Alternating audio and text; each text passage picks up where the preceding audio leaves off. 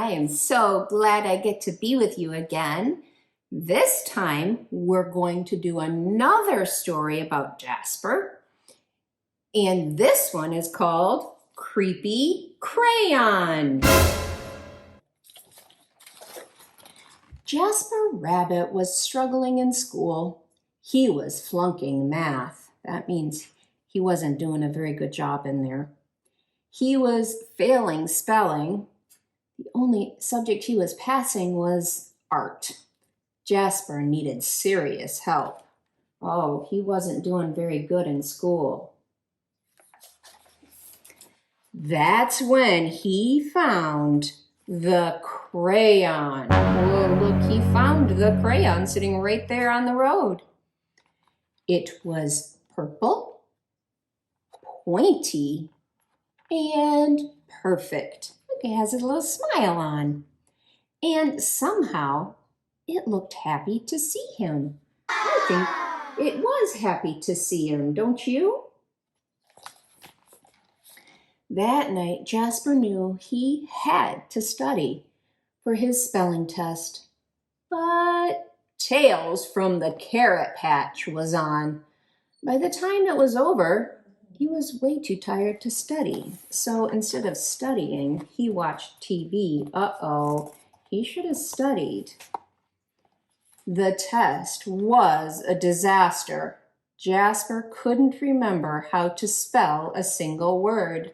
So because he didn't study the night before for his test, he couldn't spell any of the words right on his spelling test. That's not good. That's when he noticed something strange. I think he noticed maybe his crayon. Jasper picked up the crayon. See, he's got it. Immediately, he spelled all the words correctly. Look, he started writing all of these, and they were all spelled wrong. But when he picked up the purple crayon, he spelled ocean right, yellow right, and courage right. Whoa, that crayon was helping him be able to spell things better. When he got his test back, he got an A+ and a sticker. The crayon looked pleased, creepy, but cool. So he looked kind of creepy. Look at that look on his face. It wasn't a smile, it's kind of a smirk. After dinner, Jasper settled in to play Bunny Brawl 3. See, look, he's sitting down to play a video game. Math homework first, said Dad. Fine, moaned Jasper. That's when he saw it, scrawled in peculiar purple penmanship. Look, who needs math when you have Bunny Brawl 3? The purple crayon wrote on his math book and said, "Who needs it?" 3 hours later, he fell asleep, his game in one hand, the purple crayon in the other. Uh-oh. The purple crayon wrote that on there, so he didn't do his math homework. He still played the video game and then fell asleep. When Mrs. Lopshire announced a surprise math quiz, Jasper panicked. He reached for a pencil, but instead, his hand wrapped around the crayon. Suddenly, math seemed easy. He knew when to carry the 1. He knew when to borrow from the bigger numbers. It was like the crayon knew exactly what to do. Ooh, so the crayon was kind of telling him what to do for the math quiz. After the quiz, he saw it written on his backpack. Ooh, it says Jasper plus crayon forever. So the crayon wrote on the back of Jasper's backpack. Jasper felt a shiver go up his spine. He kind of got a little creeped out because the crayon wrote that on his backpack. The next day was the deadline for the poster contest. Jasper had been working on his entry for weeks. It just needed a few finishing touches. See, so this is his piece of artwork that he was working on. The purple crayon rolled across the table all by itself, but Jasper ignored it. Ooh, the crayon does not look happy. Do you see that? Don't ignore me! He shuddered. He scrubbed the writing off the table. He zipped the crayon into the pencil case. He tried to forget all about the crayon. The crayon wrote on there, "Don't ignore me," and so he was wiping it off of the table. He was kind of freaked out a little.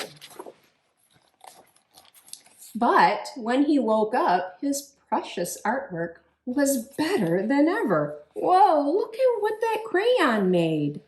That's a pretty good picture, huh? It was a horrifying masterpiece in purple. It says prize-winning poster, and there is his picture. Fantastic work, cried Mr. Hoppinport. You should be very proud. But Jasper didn't feel proud. He felt eked out, freaked out, creeped out. See, Mr. Hoppyport was very happy and proud of Jasper, but Jasper was kind of creeped out because he knew he didn't do that artwork. When he got home, Jasper descended into the deepest, darkest corner of the basement. So he went downstairs into the basement. He put the crayon in a dusty box. Ooh, the crayon does not look happy about going into that box. And locked it tight. See, he put a little lock on it. He went to bed feeling much better. See, he's coming back up the stairs. He's happier now because he locked up the crayon. But when he woke up the next day, there on the mirror, look on the mirror, it says, "You need me."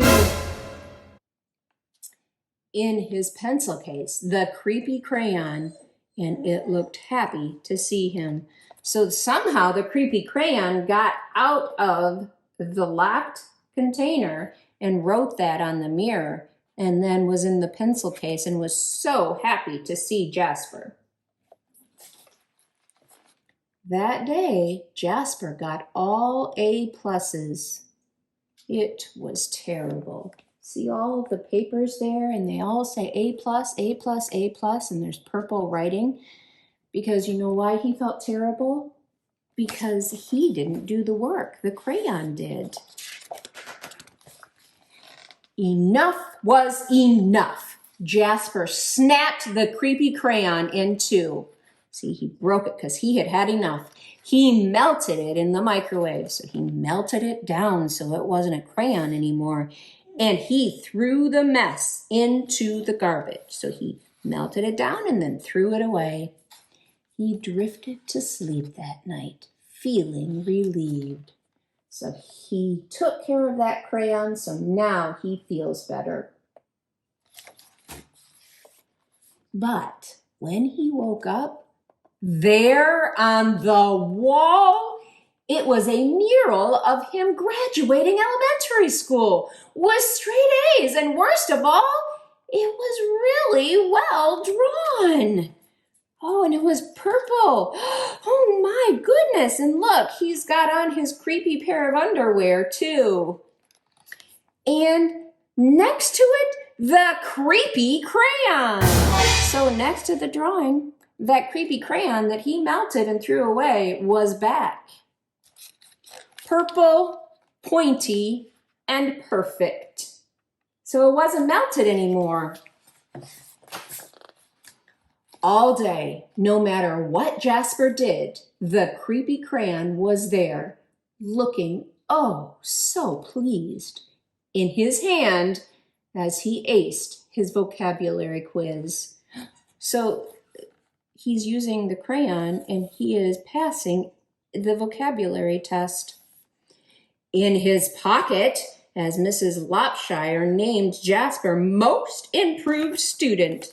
So now it's hanging out in his pocket, and he got awarded the most improved student because the crayon was doing all of his work. In the crowd, see, he's over here in the crowd, as the school celebrated Jasper in a special assembly. Things were spinning out of control. So because the crayon was doing all of his work for him, he was getting credit for everything the crayon was doing.